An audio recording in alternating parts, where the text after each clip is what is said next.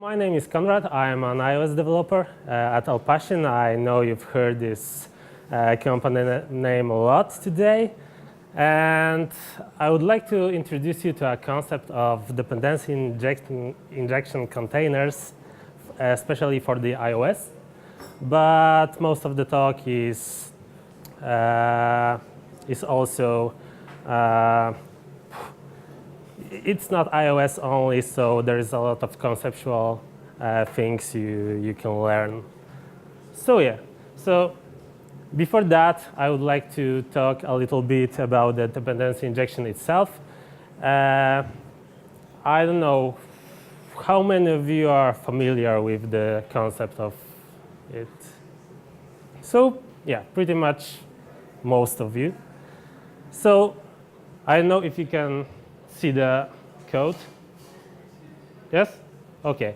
So basically, imagine like we have an awesome component, and it just counts the number of the times the application is opened.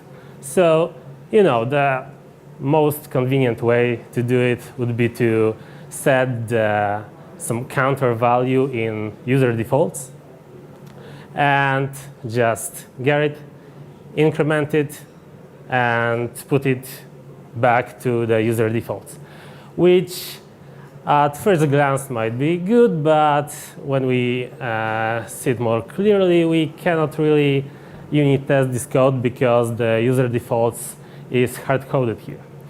And most of all, without even mentioning the hard coding of the user defaults, this class, besides incrementing, beside handling the application open count, is also responsible for creating, or in this case, getting an actual instance of user defaults instance. So one way we can improve it by just injecting the user defaults to this class, and don't bother about creating it, but just using whenever it comes in the state it comes. So actually, in Swift, you cannot test that either, because the user defaults is a concrete type, which in a lack of the reflection, the dynamism that we had in Objective-C cannot be properly mocked. So let's do one step further and create a simple protocol. It's like the simplest one we can have. It's like, let's say it's key value store, because it's basically what it is, and just for now operate on integers, integer values only. So I just copy-paste these function signatures from the user defaults, so I can easily create an extension on user defaults that conforms to this protocol, and we don't even need to do any implementation for that. Then we just swap the user defaults from the application open counter that we had, and it's pretty much set up. We can unit test, we can create mock stub or whatever you want to do, just conforming to the key value store, and that's it. So the problem is that dependency injection hits real life, and well, imagine that you just heard about the dependency injection and you have code base that you maintain, and you can just create like some class, and you have some kind of dependency and you inject it in constructor, because let's mention when you want to use that class, you need to inject an actual dependency. So in most cases, what I see is that people use the default values for those dependencies. this class, imagine that it is some kind of logic here. It's testable. And OK, you might see that the code coverage might be not 100%, but the code coverage is a pretty tricky thing, because you can just don't have this other constructor and provide a default implementation in argument list. And then when you hit in test the constructor, you will have 100% code coverage. So OK, let's leave it that way. We have class that is testable, and we can integrate it in our code base. But then within our concrete dependency, there is a change. So it's not really a concrete dependency with a constructor without any dependencies. Now it has some other dependency. So what would we do? What would we do here? Well, we need to somehow create it, and we end up doing another default value. And this is just, one class, but its instances can be created in so many files that when you are changing it, you need to go to every single of those files and replace it. And this is something that we do not want to know, we don't want to do. And even we end up having shared instances. And what is the cause of this? What is the intention of having shared instances? Because multiple classes are depending on our class, and let's say at some point it has some kind of state. It might keep your access token for accessing the API. And you don't really want to hit login on your UI, save it on a disk, and then every time you want this token, just fetch it from the disk. And the disk is just an example. You can have user defaults, which is also kind of persistent. You can have core data, which can also be some kind of persistent store. But well, this is something that it's a little bit hacky. So there is a solution for all of these problems, and it's a container. And what container really does? Let's imagine you have your application layer, and every one of these blue blocks is representation of your class. And these classes just don't have any default dependencies provided within them. They are pure dependency injectable classes.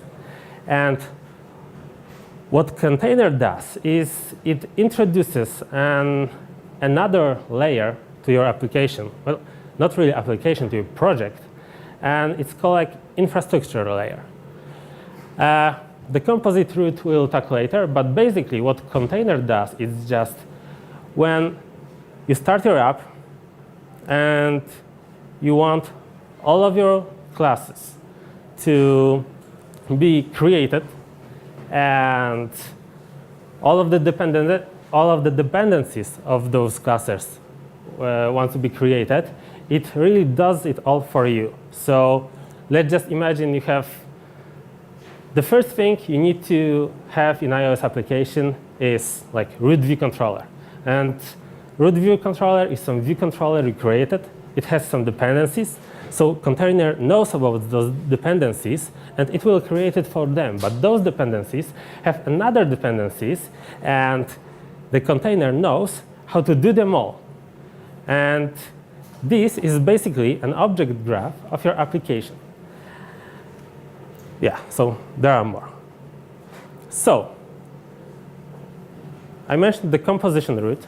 So the composition root is basically the starting moment of your application. In most languages, it's just the main file. In iOS, is this little long method in your app delegate, which is application that finish launching with options. And from now on, let's try to implement the dependency. Well, let's try to implement the container by ourselves. So let's imagine we have a simple class with only one method that is inject, and it requires us to pass an app delegate into it.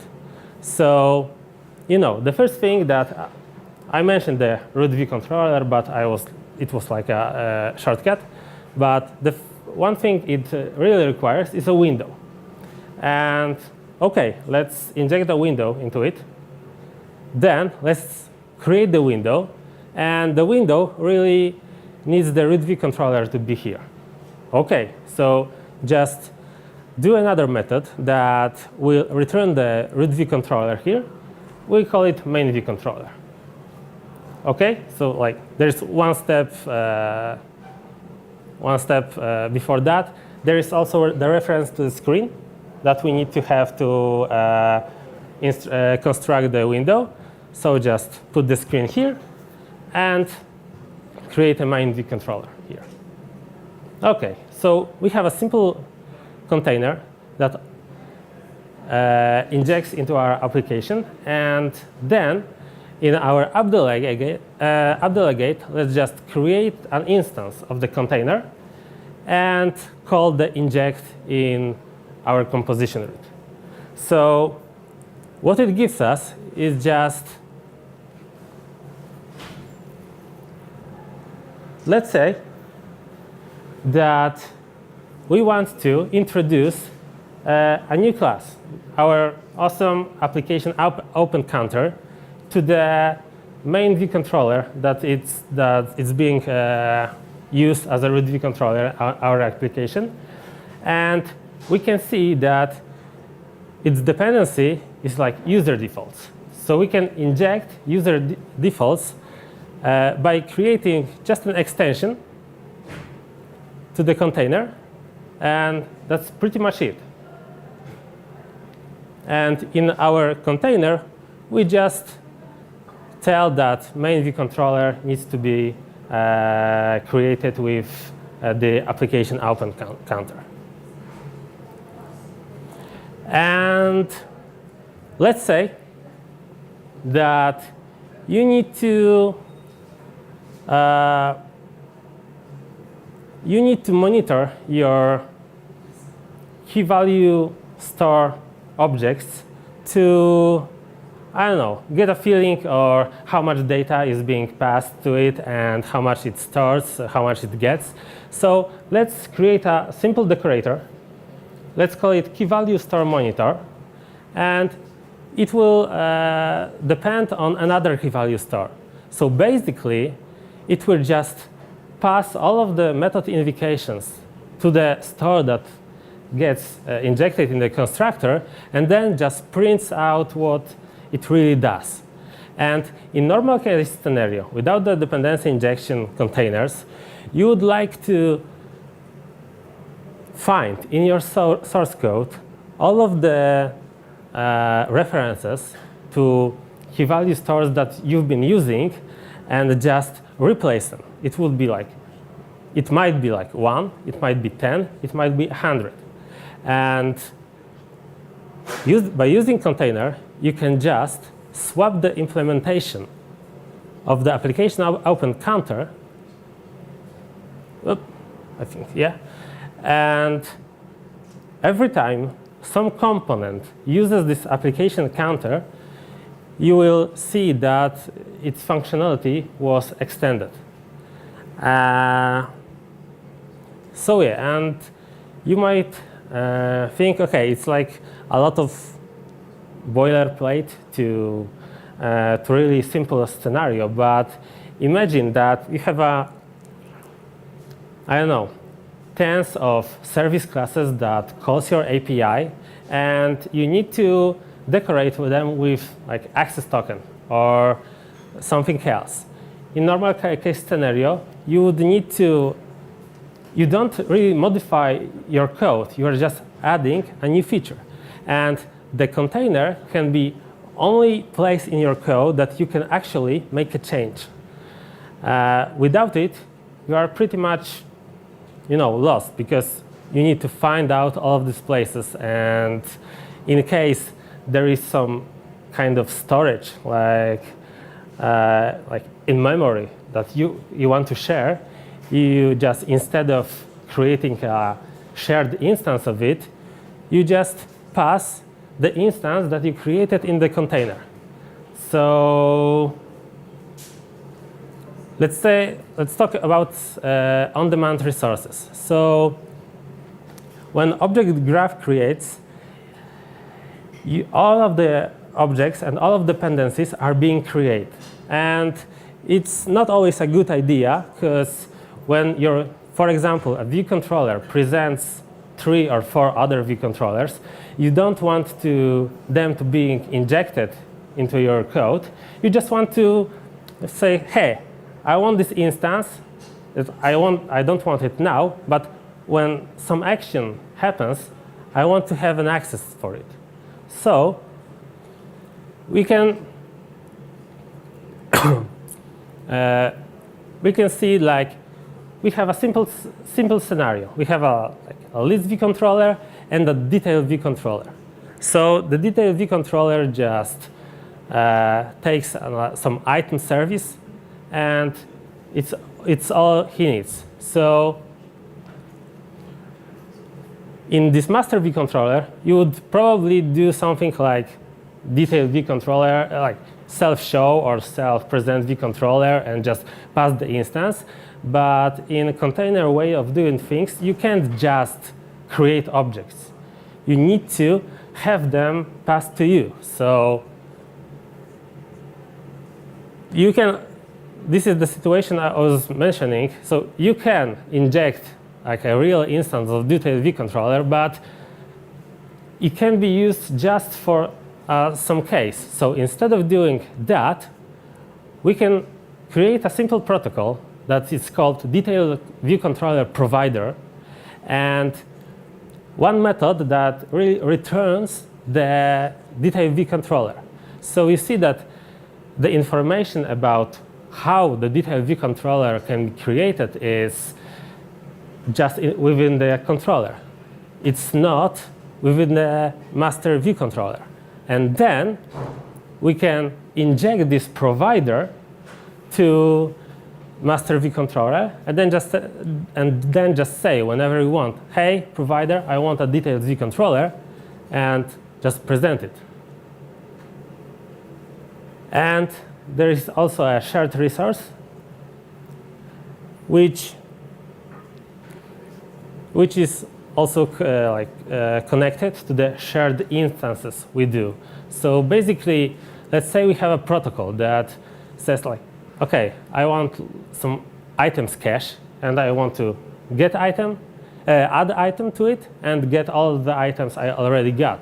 So we have a simple implementation on array, and we don't want to inject this particular instance.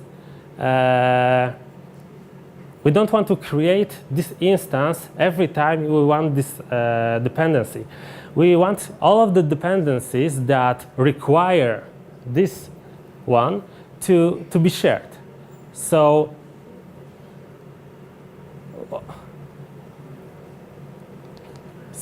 what we do, that would create an instance every time we want to have the dependency. So instead of that, we can just do a static variable in the container that is initiated right now and just returns the same instance. Also, we can do like some kind of lazy thing. So whenever we want it, we will get it, but not until it's really needed.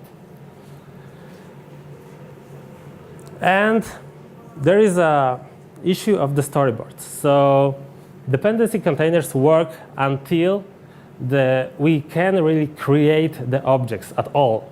So with the storyboards, every view controller that is in the storyboards is really created by a framework, not by us. And I would leave this slide like as it is, but we can do something like static container. And if you really want to, we don't need to have an instance of the container itself. We can just have, because we will have one container per our whole application. This is like infrastructure level. It's nothing we can reuse in other projects. So it's pretty much OK that we have it this way. And all of the methods there need to be static as well. So let's say when you have your view controller, let's say some storyboard view controller, on view.load, we can ask our container to inject all of the dependencies to the controller itself.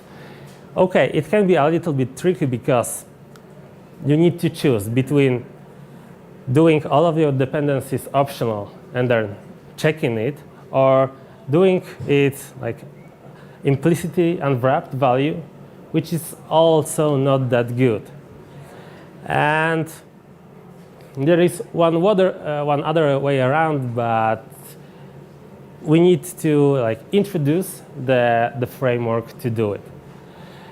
And I want to mention two frameworks that we can use. The first one is Swift Inject, which actually does the same thing, but it has like different DSL to do it.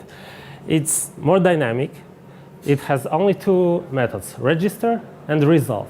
So every time you need to register some component in your container, you just call the register on the container.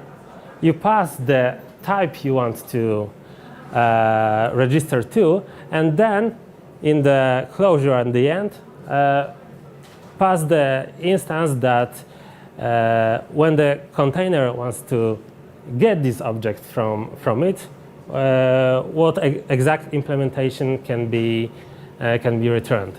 And in this other case, you can see if we register for some kind of protocol person type, we create a pet owner, which in constructor takes some resolved type that we registered before.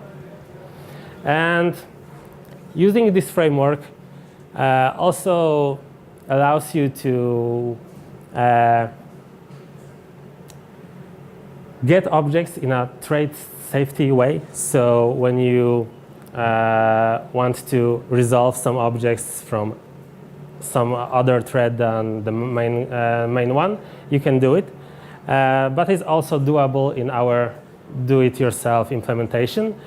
And it also supports storyboards. But it does it in a way that you cannot really use the storyboard class provided by SDK. You need to use the Swinject storyboard, and then the Swift Inject will automatically inject the dependencies that view controllers in the storyboard have dynamically. But still, there is an issue on optional versus unwrapped values, so it's there. Also, there is a Typhoon, which I think is like the most popular framework, but there is one bad thing with it. It's oriented to dynamism, and it is very popular in Objective-C world. But when you translate it to Swift, the first things you notice is that the syntax is not really cool anymore. It provides also the thread safety, the storyboard improvements, and object scopes is just something that I mentioned in our container, that in our container, we do it itself. We have like two scopes. The first one, you always create a new instance of dependency whenever you call it. And the second one was this singleton type scope. So you always have this shared instance you share across your libraries, your components. And Typhoon provides a little bit more, but I will not do in a depth. And because of the Objective-C dynamism, when you want to use it in Swift, don't read it. It just says that every Swift class you want to inject needs to be NSObject subclass. Every dependency in this class also needs to be NSObject or annotated by Objective-C. So it's, in my opinion, not cool anymore. And yeah, that was pretty quick. Do you have any questions? Yeah, okay, so I think that's supposed to ask in English as well, okay? So, okay, so I would like to know what do you think about using a dependency injection framework? And what do you think about creating your own IOC container, right? And handling all the dependency injection by yourself without a framework? Because I saw many times people are kind of against using dependency injection frameworks in this, and it's quite popular to put the whole IOC container by yourself. So what do you think about it? Well, as I said, well, first of all, I'm, like daily development. It will be like for 1.5 years, I'm not using storyboards at all. In about 1 year, I'm not using interface builder at all. So the storyboards issue is not really there for me. The trait safety, you can pretty much do it yourself very easily. And I've had like, I've tried to use containers like 2 or 3 times, in which the first 2 I failed. Because what I was doing, I was trying to learn Typhoon. And even within Objective-C, it's still pretty complex thing to do without the understanding. So doing the container itself, when it just looks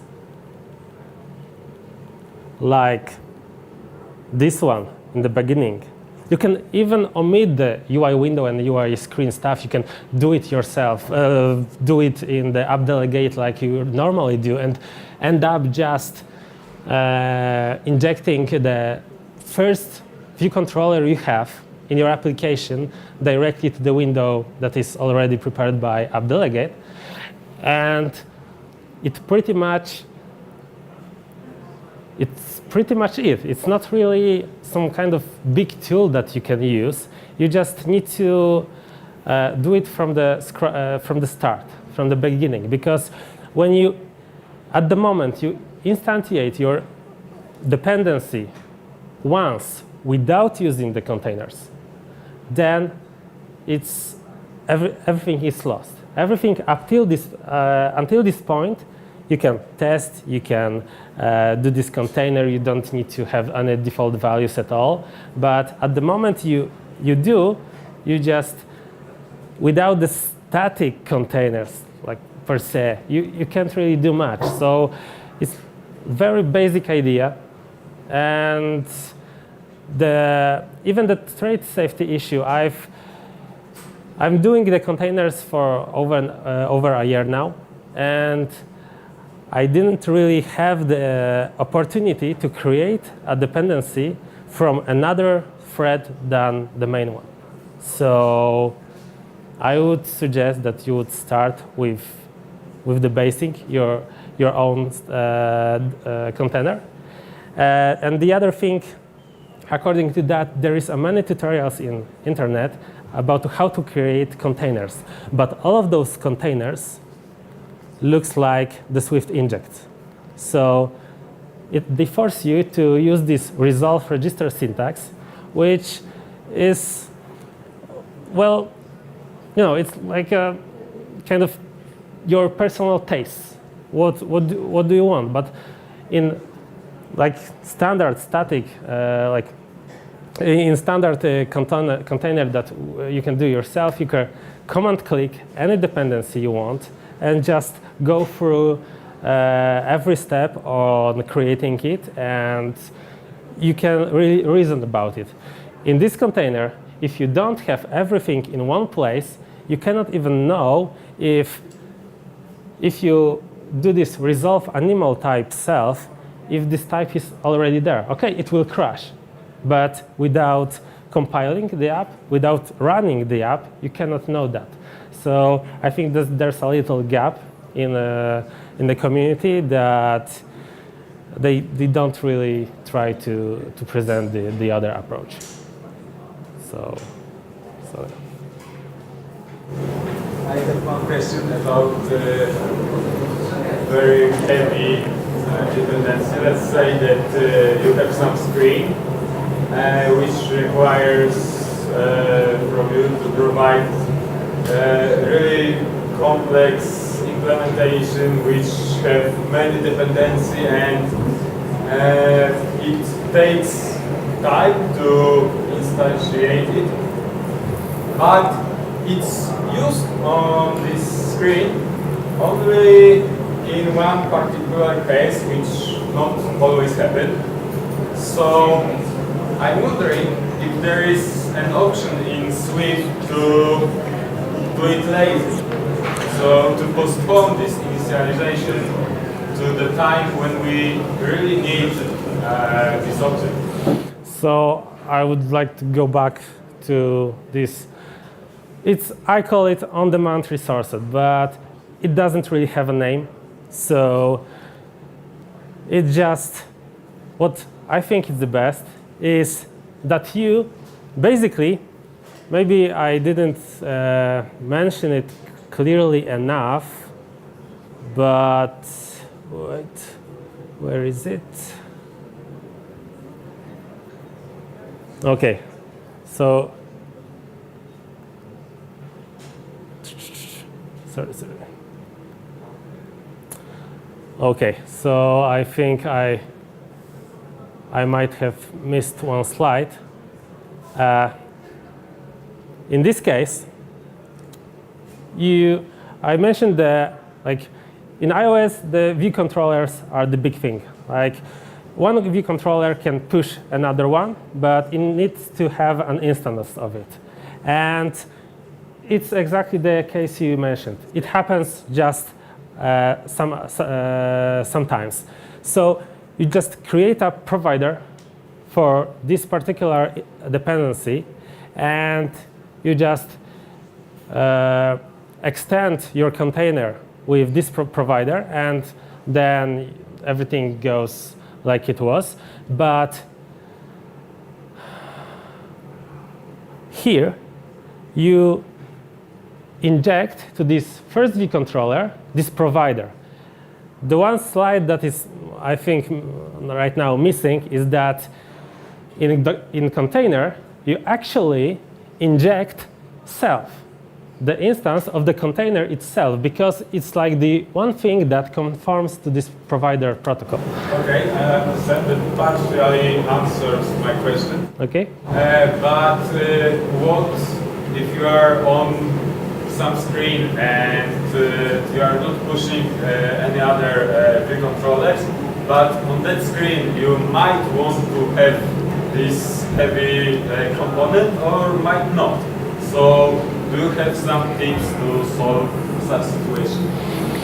Well, if like creating provider wouldn't do it, it's like when I'm creating an object, I assume that that creating it's like it's like the least amount of CPU and memory usage you can take.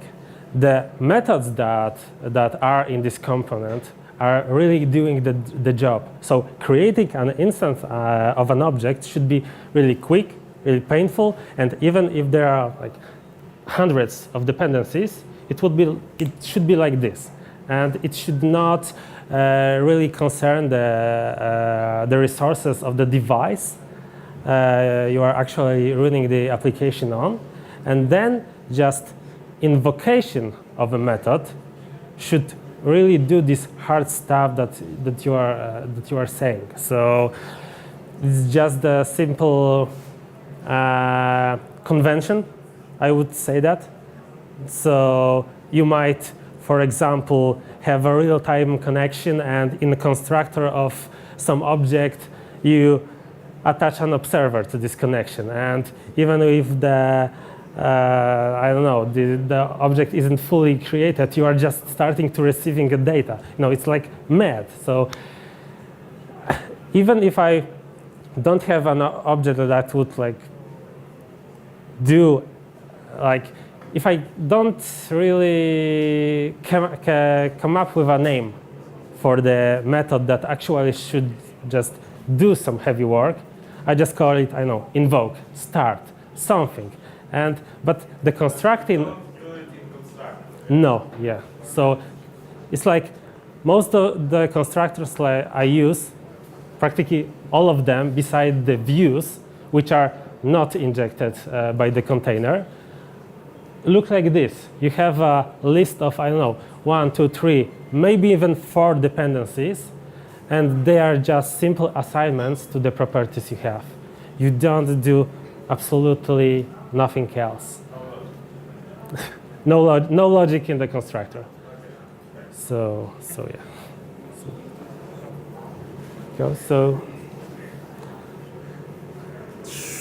Okay, so I think there are no more questions. So if you want to talk to me after, I'm here for the beer and conversation. And if you want to give me some feedback about this one being too fast or not understandable, just please come to me. I'm glad to talk about it, and I would like to really improve on my presentation skills. So thank you.